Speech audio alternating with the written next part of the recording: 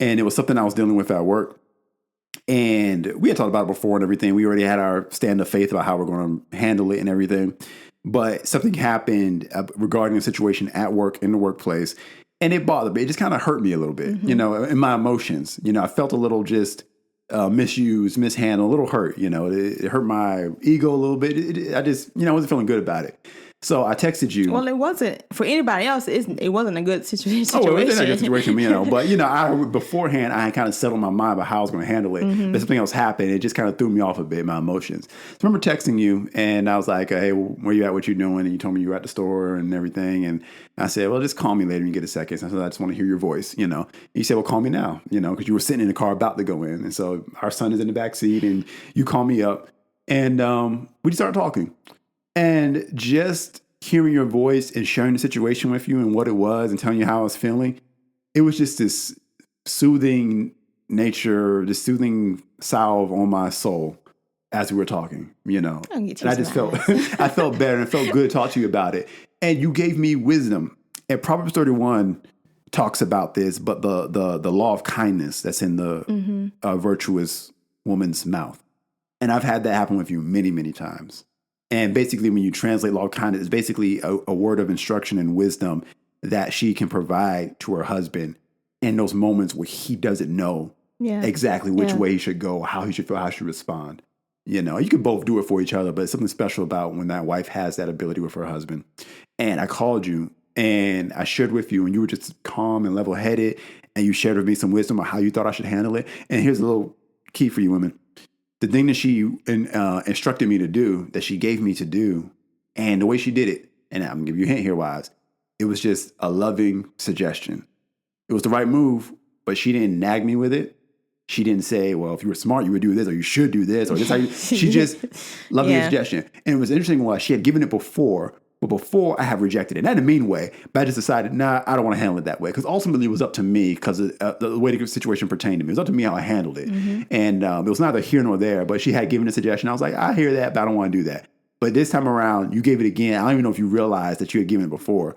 And this time I received and said, you know what? Yeah, I'm going to handle it that way. I'm going to go down that route. Yeah. And it's just, and I can go on a whole other tangent here, but it's a story of David and Abigail, which is a perfect picture of how that happens. When King David, before he was king, was about to go and make a bad decision. And Abigail came in and stood in the gap and stopped him from making that decision. And he listened to her. Now you got to understand the culture that they were in. Yeah. For a woman to come and speak to the man who was going to be the king. Beyond the fact that it was a man, but just the man was going to be king. That's an extra layer of danger there. And she spoke wisdom to him. He listened and he heard her and he blessed her and said, God sent you today because I was about to make the wrong decision, but you gave me wisdom and I've heard your voice. I'm going to submit to what you said and I'm going to do it. Yeah.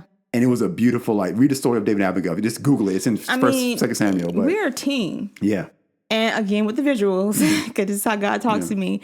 Now, I don't know nothing about baseball at all, but I know there's a dugout, right? Okay. I know that. I'm not going to be much help here. I'm more basketball, football. I mean, there's a field, and the dugout kind of goes down, okay? Yeah. So I see myself as part of this team. We are a team. You are the part of the team that goes out into the workplace. Yeah. You are on that field every single day. You're in a position and you're receiving warfare that I'm not. You're protecting your family from that. So when you come from that field, you're dirty, you're tired, you've been trying to swing, you're exhausted. And I know you're a man of faith. So when you come back into the dugout, you don't need me berating you and why you didn't hit that? Didn't you see that ball coming? You ain't run fast enough. What's wrong with you? We've been training for this for a while. I mean, it's the last thing you need to hear. Yeah. Me and your teammate who has just as much interest in us succeeding as a team, I'm going to encourage you. I'm going to love on you. I'm going to pray for you. I'm going to let you vent so that we can get you back strong again so you can get back on the field, because that's your responsibility for the man to go out in the field and protect the family. And oh man, it's awesome. So wives, be the teammate that your husband needs. Amen. Be the encourager. I mean, and I let him talk, and like I said, my voice I didn't raise, and my suggestions were, well, have you considered this, babe? You know, whatever, and talk it out. And if he even said no, I won't be like, well, I think you should. The man's out there, and the Holy Spirit. That's why you can't do this like the Holy Spirit. You got to hear the Spirit of God talking through you to your spouse. Because I knew at that moment where his mind was. I know my husband. I know how he thinks. And I knew that heaviness was trying to settle on him, and he needed encouragement. And I had to be his biggest cheerleader. Like, you always know, I always tell you, I'm your biggest fan. You know, and I will always be his biggest fan. And I'm going to cheer him on, babe. You're doing an awesome job. I'm proud of you. You this, and the third. Can't nobody do. You're a favorite man of God. Like, I don't care what they doing or saying. You're going to have this, whatever. And that's just how I talk to my husband. And then you can sense the strength coming back. You can sense the energy coming back. And, man, I can't wait till we can tell the story. But that's how you work as a team. A good woman will make a man believe he can lift a mountain. Yeah. And then he'll go and do it. Yeah. You know, believe that he can snag the moon and bring it down, and he'll go and do it. You know, confession, I like watching these Viking shows. Like, I do. But, you know, the women are tough and they're like gruff, but yet they're like soft. They believe in their men. Yeah. It's like they believe in their men. And I mean, they will fight they will have a sword in their hand too. Like, you come after my man, what? Yeah. Like, they believe in their man. Like, you need to believe in your spouse so hard. Yeah. That there is no space for division. Yeah. Whatsoever. And on the flip side, let me help the men out here. Could we help the wives there, and I'm going to help the husbands here. You've got to constantly be worthy of it. Yes. I'm serious. Yes. And this is what we want to hear. We want to hear, well, you should just do me like that anyway. And maybe your spouse should. But at the end of the day, live up to it. Absolutely. Be worthy of it. Don't take it for granted. You know, the burdens that men bear, you know, going out to the workplace, handling things like that. You know, we get tired of some things like that. But when you know you can turn back and see your spouse and your family, you know, sometimes you'll video call me at work and I'll see my son, and it's like, this is what I'm doing it for. And I'm doing it so that they don't have to be out here. I'm doing it so that they can be home and they can be safe. And I'm going to go out there and I'm going to win. You know, that encouragement, that power. So be worthy of it. Don't be lazy, you know. And when you feel your wife needing more to flourish, let's go back to that Proverbs 31 woman. Yeah, she had the law of kindness, but she also did a lot of productive things with resources in her hands. Where those resources come from? It came from her husband, who was the king earlier in that chapter. You got to read all of Proverbs 31. Yeah, there's a woman, but in the first half it talks about the man, the husband, to that woman. They're actually connected if you didn't realize it. And that's what oneness looked like. Yeah, exactly. And so when I'm out there, you're this. I was already kind of an ambitious person, but you up my ambition, you know, out in the workplace and financially and things like that. Yes. You know, you made me want to reach for more because you needed more. Yeah. There were things you wanted, like just from a desire standpoint, and there were things that you needed. I remember when you needed a house, you know, and you were pressing on me like, we need a house, you know. And at first I was taking it like, okay, well, I don't have the money for it. I don't know how we're going to do anything like that. You get frustrated. But I took it as, okay, my wife is telling me she needs a house to make a home. And I wasn't like nagging like, oh, you need a house because you ain't doing me right. It wasn't like that at all. But you were insistent, and it would come up often. And again, you take offense to it, but I started listening and I realized, okay, is this God trying to get me to put my faith out there to believe for something beyond my ability? Yeah, because you're the kind of person, you don't take much for you. Yeah. To be satisfied. I live in a one-bedroom tree house and the kind of thing like that. That's how he was, but that's not the kingdom I came from. Yeah, exactly. So it was like... And so you pushed me to desire more, and now it's a part of my nature. And I remember when I heard the voice of God say, go out there and find a house. The financial situation hadn't really changed. Nope. But I was like, all right, we're going to do this. We had just had our son. He was like, let's do this, you know. And we did it, and we found it quickly. And we're in here, and we're here now. When we had our son, we was in no position to buy a house, okay? We had our son, and within 3 months of having him, we was moving into our new home. Yep.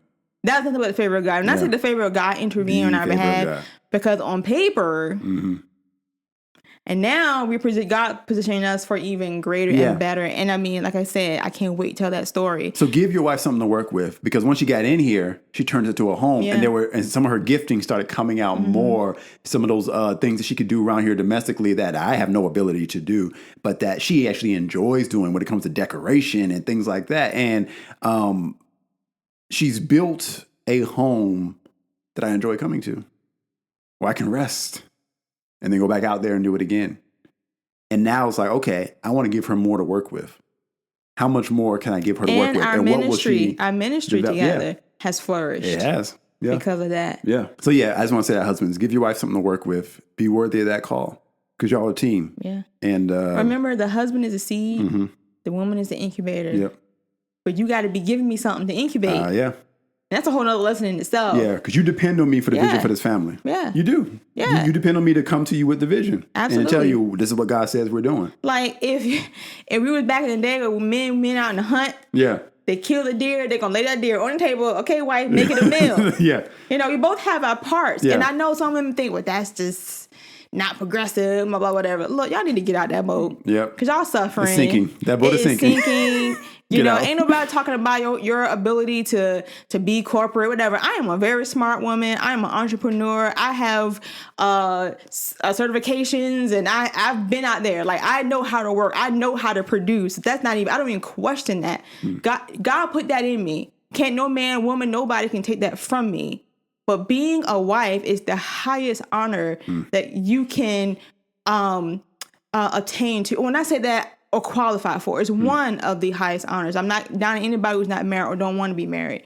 But when you decide to walk in that grace of wife, it's something special. And it's more important than any corporate, any degree you could ever earn. I mean, especially if children come out of it. Like, oh my gosh, I value that I am a wife. I have no shame in that. When somebody asks me, well, what do you do? I am a wife and I am a mother. One of the top two things that a woman could ever walk in. Don't come for me in the comments. I can already hear the comments, but it's okay. It's okay. But I love doing this.